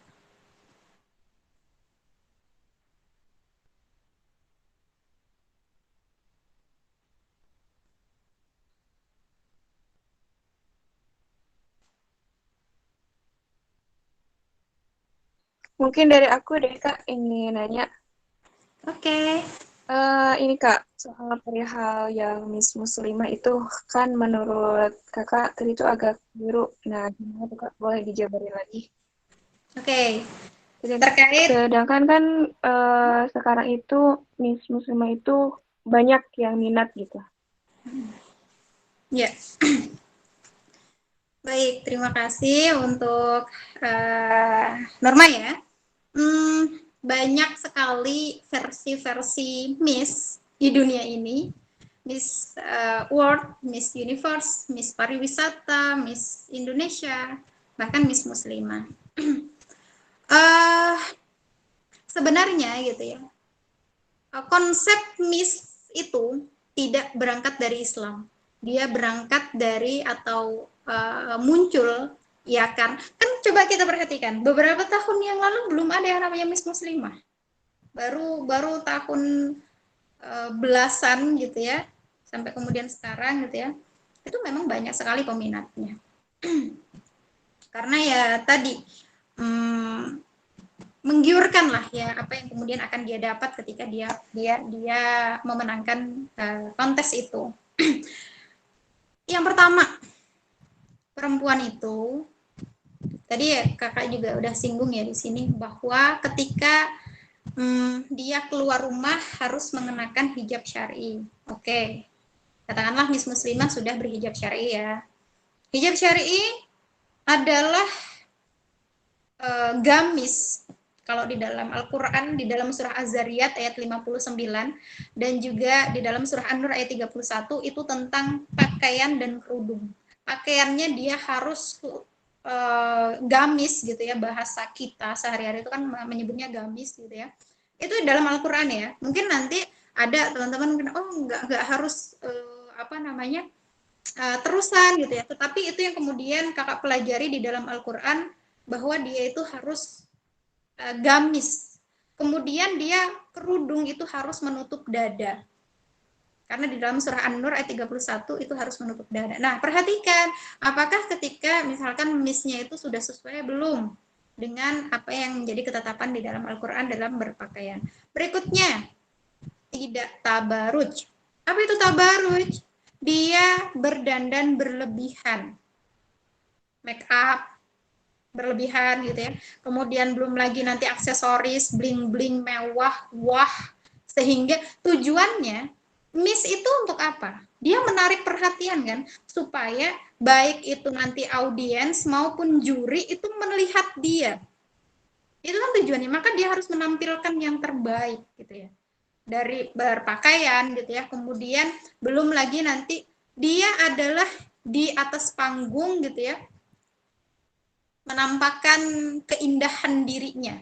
Padahal di dalam Islam yang namanya keindahan seorang wanita itu hanya diperlihatkan kepada suami. Maka tujuan untuk menjadi seorang Miss Muslimah dalam hal ini, dia adalah untuk menarik audiens dan menarik juri supaya melihat dia. Dalam artian, oh ini loh yang menarik, kan seperti itu. Kan makanya harus menarik kan, dari wajah pun harus cantik gitu ya. Kemudian di sisi lain juga tentang pengetahuan dia, ilmu yang dia miliki, tentang kemudian juga behavior yang dia miliki gitu ya. Dan juga di dalam Islam harus kita pahami, ketakwaan itu bukan untuk dikonteskan, dalam artian yang mengetahui kita paling bertakwa itu adalah Allah. Maka di dalam kontes Miss Muslimah gitu ya. Nah, ketakwaan itu apa yang dinilai gitu loh. Dari Miss Muslimah itu apa yang dinilai. Kan seperti itu ya. Ketakwaan itu yang menilai itu kan Allah. Kemudian tadi di sisi lain banyak hal-hal termasuk juga interaksi, kemudian juga karantinanya nanti interaksinya seperti apa. Muslimah itu nanti misalkan dari jauh dia safar pergi, maka harus didampingi dengan mahramnya. Yang kakak sedihkan adalah kita saat ini tidak terlalu memperhatikan hal yang demikian. Perempuan itu bersafar, pergi gitu ya, lebih dari sehari semalam itu harus didampingi oleh mahramnya. Mahram nasab. Nah, ketika dia perjalanan pergi ke sana kemari dari kota satu ke kota yang lain, itu disertai mahram atau tidak? Nah, itu ya. Nah, jadi seperti itu berkaitan dengan Miss Muslimah. Dan itu sebenarnya terpengaruh dengan Miss World. Kan dia inisiasinya dari Miss World, Miss Universe. Maka kemudian, Indonesia mayoritasnya muslimah. Maka kita buat aja Miss Muslimah. Nah, jadi seperti itu ya. Nanti boleh gitu ya, misalkan teman-teman ada yang mau didiskusikan lagi terkait itu. Silahkan. Baik, terima kasih Kak Devi atas jawabannya. Dan mohon izin lagi Kak, untuk Kak Norma jaringannya terputus, saya izin menghadirkan kembali. Mungkin ada satu pertanyaan penutup Kak, ini saya gabungkan dari dua penanya, yang pertama dari Kak Pinky Nganjuk dan Kak Bernika dari Gresik. Mungkin saya gabungkan, Kak, bagaimana cara kita agar bisa percaya diri dengan kelebihan kita sendiri, lalu bagaimana sebenarnya cara kita menyeimbangkan antara cita-cita besar dengan tujuan hidup dan kebahagiaan. Terima kasih. Oke. Berkaitan dengan kelebihan yang kita miliki. Ini kita harus melihat kelebihan kita itu apa dulu. Kan kita nggak bisa mengeneralisir ya. Kelebihan itu apakah dia akan membawa kebaikan gitu ya? Karena ya kita lihat misalkan kelebihan kita itu kita suka ngomong misalkan. Nah, supaya kita itu suka ngomongnya itu yang diomongkan adalah kebaikan-kebaikan, maka isi diri kita itu dengan ilmu, sehingga kelebihan kita yang cerewet ini misalkan gitu ya, kita kelebihannya orangnya adalah cerewet gitu ya, maka isi diri kita dengan ilmu, sehingga kecerewetan kita itu akan mendatangkan pahala. Kita itu ngomonginnya adalah kebaikan-kebaikan, ngomongin dakwah Islam, syiar Islam gitu ya, ngajak orang dalam kebaikan. Nah, itu. Jadi untuk membangun kita supaya percaya diri dengan kelebihan kita itu, maka harus kita lihat dulu. Kelebihan kita apa? Misalkan suka nulis Kak, tapi nggak pede. Nggak pedenya apa? Kenapa? Dikoreksi dulu atau kita lihat ketidakpedean kita itu karena apa? Padahal kita misalkan kita udah punya tulisan nih Kak, tapi nggak pede mau buat dibaca sama orang gitu ya. Pikirkan bahwa ketika kelebihan kita itu adalah kebaikan dan kita pede dengan itu kemudian kita share gitu ya, maka kebaikan-kebaikan itu akan semakin menemukan jalannya dan akan semakin tersebar luas sehingga itu menjadi amal jariah bagi kita. Jadi itu ya, supaya kelebihan kita itu menjadi amal jariah bagi sangat pede dengan kemaksiatan yang dia lakukan. Boleh kita lihat konten-konten misalkan yang viral-viral itu kan yang kebanyakan gitu ya, yang viewersnya banyak itu kan yang unfaedah itu. Tetapi kenapa kok kita gitu ya ketika membawa kebaikan gitu ya kebaikan apapun gitu ya, misalkan kita pinter kita misalkan pinter masak gitu ya share itu, tidak melulu tentang misalkan harus yang kemudian berkaitan dengan dakwah Islam gitu ya, tetapi ketika itu adalah kebaikan maka share supaya dia menjadi amal jariah. Nah itu harus pede supaya kita mendapatkan pahala dari sana. Kemudian apa tadi Kak yang satunya menyeimbangkan? Maaf ralat Kak, pertanyaannya itu bagaimana kita menentukan tujuan hidup yang seimbang dengan kebahagiaan juga?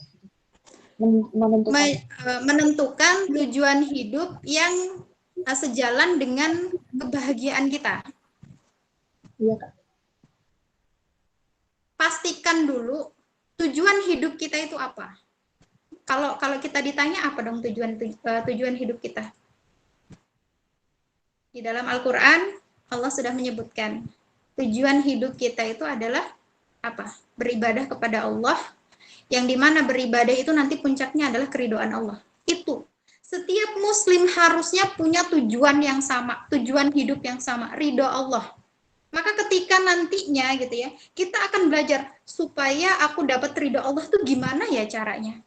Maka di dalam Islam ada yang namanya tolabul ilmi, belajar Islam lagi, mana yang benar, mana yang salah. Kemudian, ternyata di dalam beramal itu yang pertama harus niatnya ikhlas karena Allah, yang kedua harus kemudian benarnya itu adalah sesuai dengan cara Allah. Maka kemudian harus kita pelajari bagaimana kita bisa menjalani kehidupan ini sesuai dengan apa-apa yang ditetapkan oleh Allah gitu ya.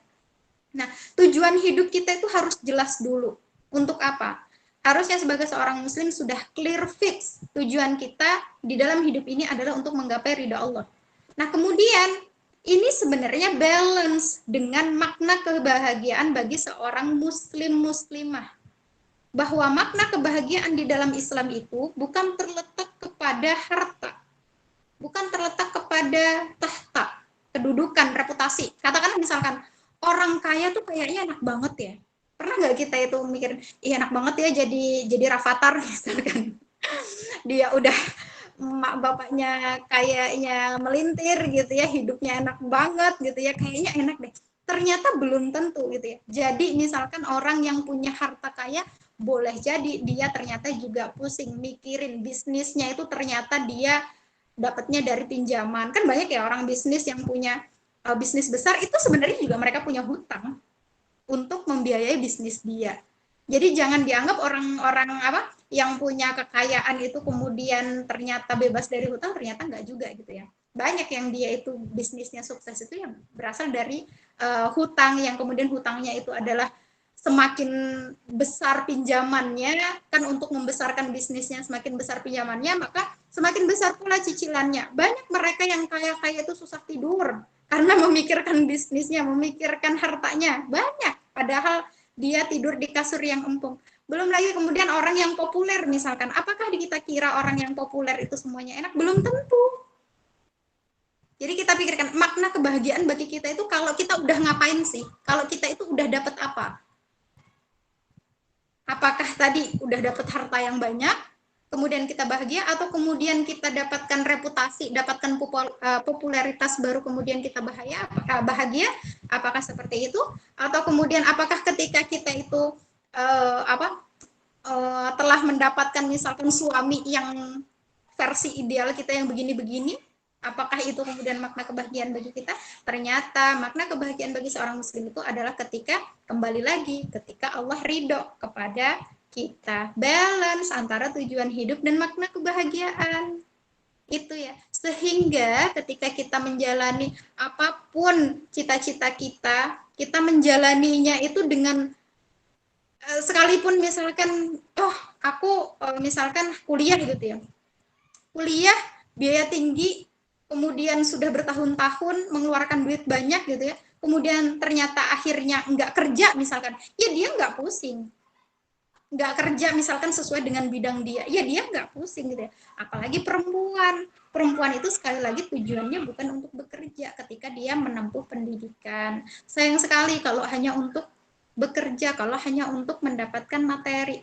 Tetapi pikirkan yang jauh lebih besar, yaitu cita-cita besar kita adalah mencita-citakan kewajiban kita. Sebagai seorang perempuan, perannya itu apa aja? Jadi kan dilihat di dalam Islam peran perempuan itu apa aja? Tek. Oh berarti gak harus bekerja kok, tetapi ketika kita itu bermanfaat bagi masyarakat gitu ya, kita memiliki kontribusi di tengah masyarakat gitu ya, nggak harus melalui profesi kita. Tetapi sekalipun mau berkaitan dengan profesi kita mau bekerja ya toh boleh juga. Nah, jadi enjoy menjalaninya, nggak stres, dituntut, pokoknya setelah lulus harus kerja, karena nggak dapat kerja, stres, pusing. Nah, jangan sampai yang seperti itu. Yakinlah gitu ya, bahwa rezeki itu datangnya dari Allah. Maka kemudian bagi seorang perempuan ketika kita sudah menjalankan kewajiban-kewajiban kita gitu ya, maka insya Allah gitu ya, Allah itu akan mudahkan Allah cukupkan kebutuhan kita gitu ya. Kemudian Allah ketika sudah ridho sama kita gitu ya, jangan pedulikan dengan standar orang lain. Biasanya kita itu stres, pusing karena mengikuti standar orang lain. Perempuan tuh harus gini, kalau lulusan kuliah tuh harus gini, harus bekerja, harus ini, harus itu. Pusing kita mengikuti standar orang lain. Tetapi ikutilah standar apa-apa yang ditetapkan oleh Allah Subhanahu wa ta'ala. Seperti itu, Adik. Baik, terima kasih Kak Devi atas jawabannya.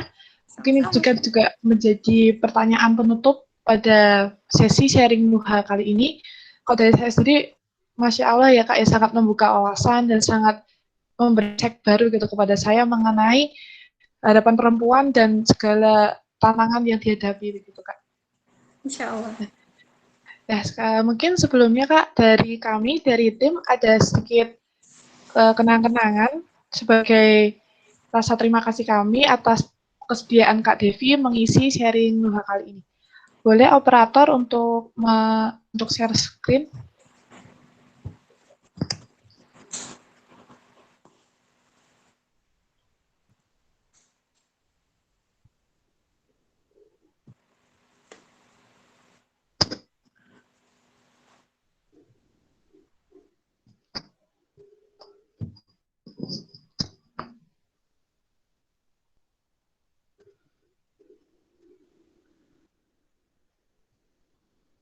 Nah, ini karena sharing kita online, sekarang juga ada sertifikat online, Kak. Mohon maaf, Kak, dari kami hanya bisa memberikan kenang-kenangan sertifikat sederhana ini. Semoga bisa bermanfaat untuk Kakak. Dan sebelumnya mungkin, baik. Terima kasih banyak, Kak, atas ilmunya. Saya sedikit menyimpulkan, Kak, ya. terkait asad dan langsa tiap hawa ini, bahwasanya ternyata di Islam sendiri sudah memuliakan seorang perempuan semulia itu.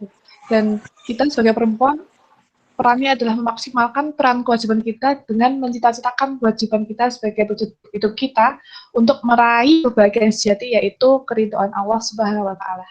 Insya Allah. Baik, saya sebagai MC mohon maaf apabila ada salah kata. Sekali lagi terima kasih untuk teman-teman yang sudah berpartisipasi. Dan sebelumnya mungkin nanti kita akan ada sesi foto bersama dulu Kak Devi dengan teman-teman. Mohon mungkin buat teman-teman bisa on cam. Dan sebelumnya saya memimpin untuk doa penutupan terlebih dahulu. Mari kita bersama-sama membaca hamdalah, istighfar sebanyak-banyaknya, dan doa kafaratul majlis. Alhamdulillah.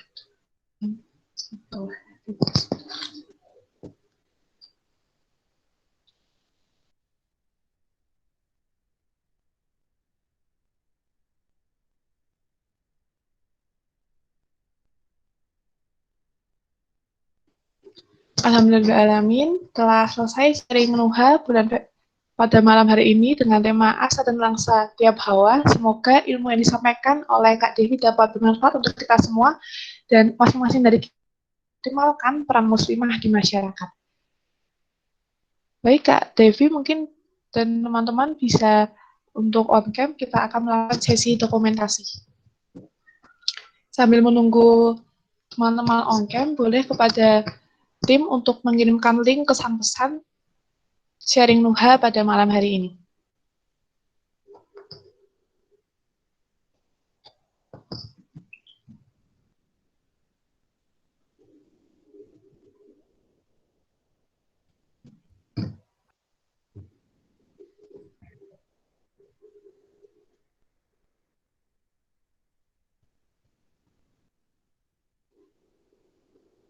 Terima kasih ya kakak ilmunya untuk malam ini.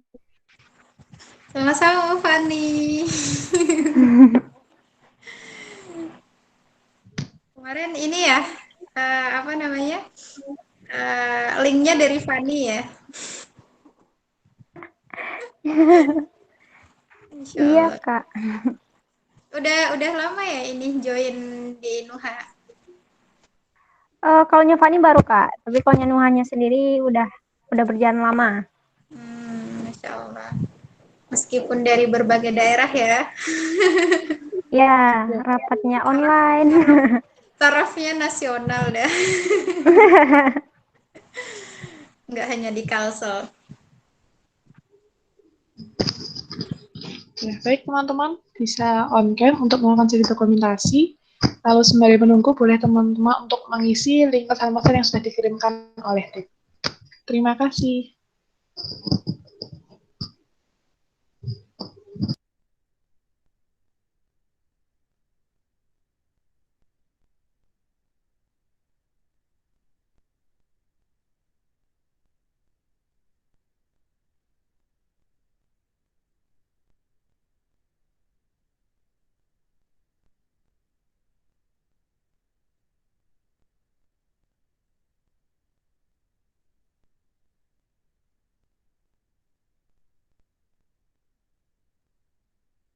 Mari teman-teman yang bisa on cam, boleh diusahakan on cam.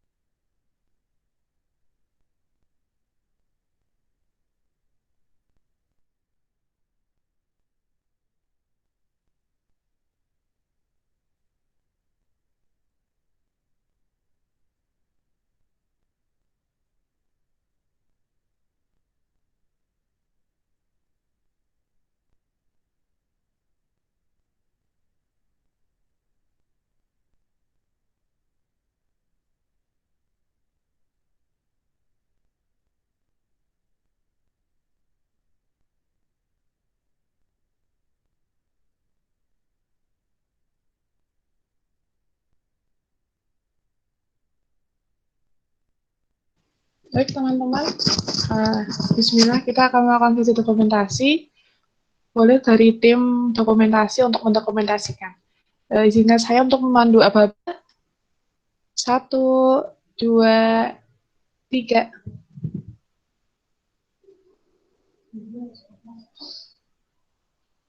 Sudah, sekali lagi. 1, 2, 3.